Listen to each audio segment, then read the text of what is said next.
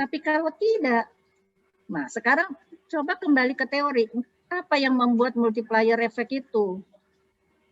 Iya kan? Apa yang membuat sampai multiplier efek itu bisa besar?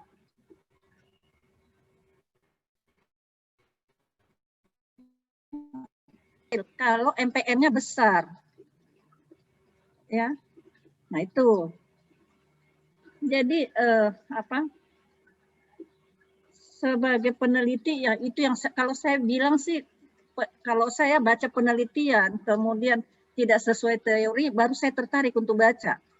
Kalau dia sudah sesuai di hasilnya dengan teori saya tidak mau membaca lagi. Untuk apa? Nah, teorinya saya tahu. Lalu temuannya sama dengan teori, tidak menarik bacanya. Oh iya, saya tahu. Seperti misalnya ada yang meneliti pengaruh tenaga kerja dan modal ke produksi. Teori bilang ada, terus dia temukan ada. Ya iyalah. Bagaimana bisa orang berproduksi tidak pakai tenaga kerja, tidak pakai modal? Terus jadi tidak menarik, untuk apa baca yang begitu? Tapi kalau dia temukan bahwa, oh di dia ini dia temukan ternyata modal tidak signifikan berpengaruh ke produksinya. Nah, itu baru menarik. Kenapa bisa? Produksi apa ini? Kenapa kok tidak signifikan ini pengaruhnya modal? Lalu saya tertarik untuk baca penjelasannya si penulis. Nah, itu. Jadi Akmal karena sebagian besar hasilnya tidak signifikan ya, atau justru tidak sesuai dengan teori. Nah, berarti di sini Akmal ditantang kemampuannya untuk menjelaskan, menjustify hasil penelitiannya.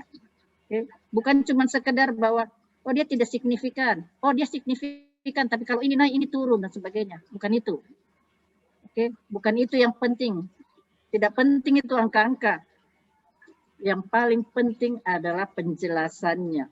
Bagaimana Akmal bisa menjelaskan ke orang-orang kenapa dia bisa tidak signifikan, kenapa dia bisa berbeda dengan hipotesis, ya.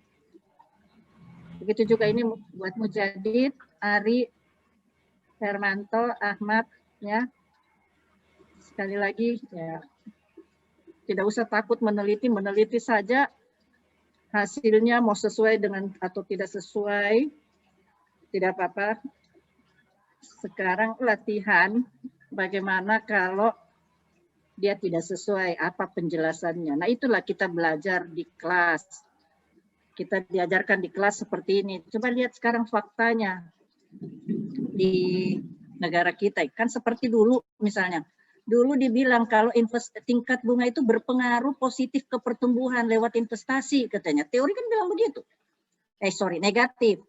Kalau tingkat bunga turun katanya pertumbuhan ekonomi bisa naik karena dia bisa, turunnya tingkat bunga akan mendorong investasi dan kalau investasi naik pertumbuhan ekonomi naik, ya kan? Seperti itu. Coba cek sekarang data di Indonesia, di semua negara. Tingkat bunga sudah gila-gilaan rendahnya, bahkan ada negara yang negatif tingkat bunganya. Tapi bagaimana pertumbuhan ekonominya? Positif enggak? Naik enggak? Tidak. Lalu sekarang apa penjelasannya? Kok tidak sesuai teori? Ya, kita yang hidup sekarang tahu kenapa bisa tingkat bunga sudah turun kok investasi tidak terdorong naik, sehingga pertumbuhan ekonomi justru turun. Ya pandemi. Jadi di sini investasi saat ini tidak ngefek ke, tingkat bunga tidak ngefek ke investasi saat ini loh.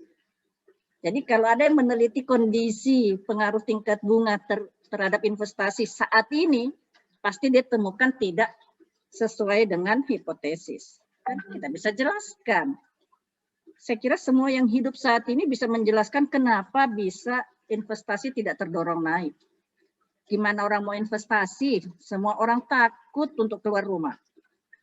Sudah gitu orang disuruh menjaga jarak dan sebagainya. Jadi membuat usaha yang tadinya kapasitasnya bisa bekerja sekian banyak orang menjadi hanya setengahnya. Dan itu berdampak kepada produktivitas dan sebagainya. Okay? Jadi yang seperti inilah boleh tidak apa-apa tidak sesuai dengan teori, tetapi kita mampu menjelaskan. Oke? Saya kira itu ya semuanya. Jadi kita tutup seminar hari ini dengan ucapan alhamdulillahirabbil alamin.